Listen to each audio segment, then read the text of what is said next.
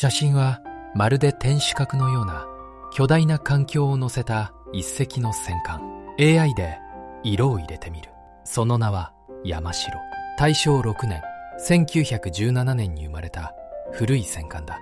世界最強級の手法を積みながら太平洋戦争の頃にはすっかり旧式となっていた。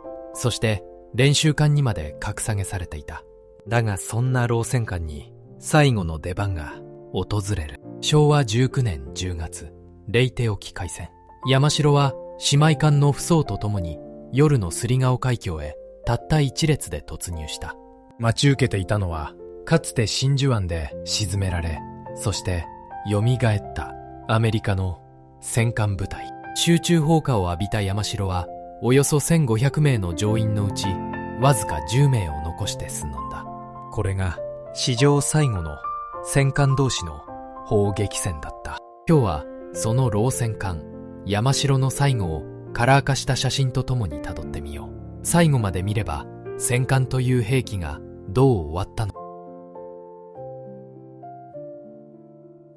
白黒写真のカラー化にあたり協力いただいた東京の画像加工業者リタッチインクさんの復元方法では、従来手法のように白黒の上に色を塗るのではなく AI が写真そのものを補正し、当時カラーカメラで撮ったらこう写っていたかもしれない姿に近づける。これはおそらく従来の方法よりもずっと肉眼で見た光景に近い復元方法だ。興味のある方はリタッチインクレタッチ会社と Google で検索してみてほしい。並んで写る戦艦たち。 AI で当時の色を蘇らせてみる。山城は扶桑型戦艦の2番艦として生まれた。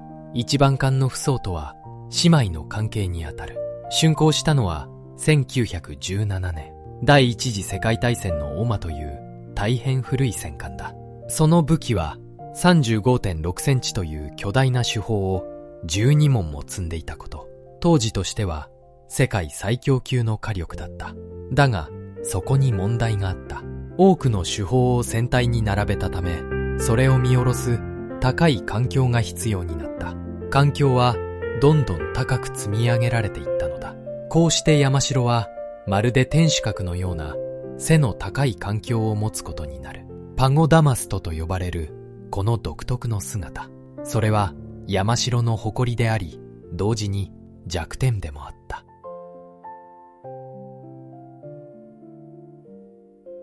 大改装を終えた山城。時代が進むと山城も近代化の改装を受けた。環境はさらに高く複雑になった。だがいくら手を加えても変えられないものがあった。速力である。山城が出せる速さは 23.8 ノット。新しい戦艦や空母と比べると明らかに遅かった。太平洋戦争の主役はすでに空母の機動部隊に移っていた。空母は30ノットを超える速さで走る。低速の山城はその足手まといになってしまう。世界最強の手法を持ちながら山城は一線から外されていった。古いというだけで活躍の場を奪われた戦艦。それが山城の宿命だった。洋上の山城。昭和17年6月、ミッドウェー海戦。山城は戦艦大和などと共に出撃した。だが遥か後方にいたため一発も撃つことなく引き返している。その後山城は内地へ戻された。与えられたのは砲術学校の練習艦という役目。海水兵に大砲の撃ち方を教える艦になったのだ。かつて世界最強を誇った戦艦が今や学校の教材だった。手法は錆びつくことなく磨かれ、いつでも撃てる状態にあった。だがその出番はなかなか来なかった。山城の乗員たちは静かな内地の海でただ訓練を繰り返した。そして昭和19年、その眠れる戦艦についに出撃命令が下る。レイテ沖を進む扶桑型の戦艦。 AI で色をつけてみる。昭和19年10月、レイテ沖海戦。アメリカ軍がフィリピンのレイテ島に上陸を始めた。日本海軍は残る全戦力を投入してこれを叩こうとした。小1号作戦。計画では、いくつもの海隊が別々の方角からレイテ湾へ突入する。その中で、山城と扶桑には、南のスリガオ海峡から突入する役目が与えられた。なぜこの古い戦艦たちが選ばれたのか。理由は、皮肉にもその遅さだった。低速の山城と扶桑は、速い主力艦隊についていけない。ならば、別の方角から突っ込ませよう、というわけだ。老いた戦艦に最後の出番が回ってきた。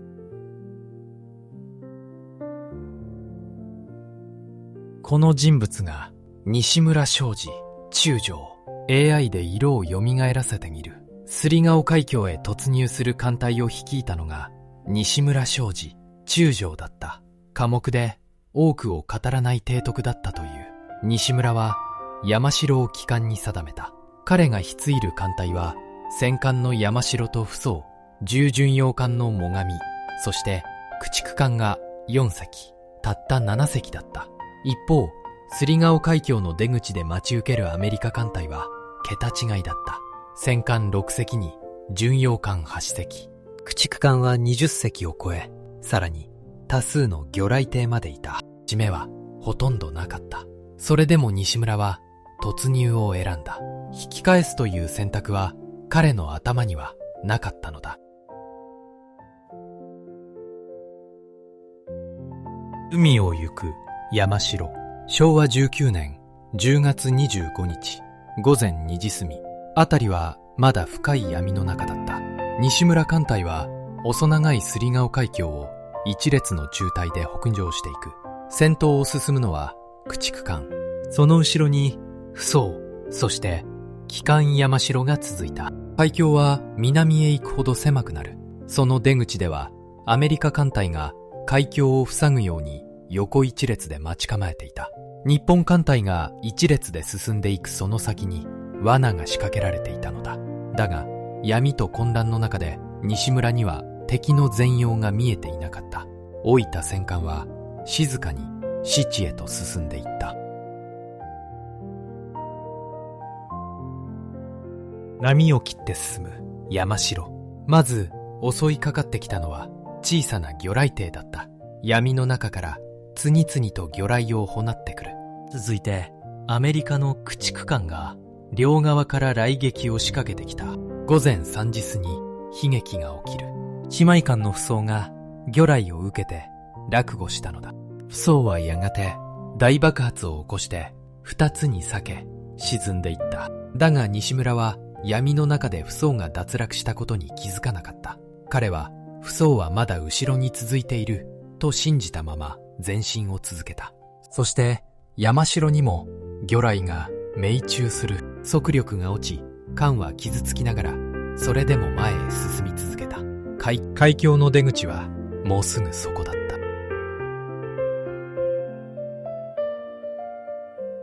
夜の闇を引き裂く戦艦の砲撃。 AI で当時の色を再現してみる。海峡の出口でアメリカの戦艦6隻が待ち構えていた。ここで恐ろしい陣形が完成する。日本艦隊は縦一列で進んでくる。アメリカ艦隊はそれを横一列で迎え撃つ。これが定時戦法。英語でクロッシング・ザ・T と呼ばれる。縦の先頭にいる山城は前の主砲しか撃てない。だが横に並んだアメリカ戦艦はすべての主砲を山城一隻に向けられる。海戦で最も有利とされる必勝の陣形だった。アメリカ戦艦は山城めがけて272発もの巨大な砲弾を撃ち込んだ。老いた戦艦は闇の中で火の玉と化していった。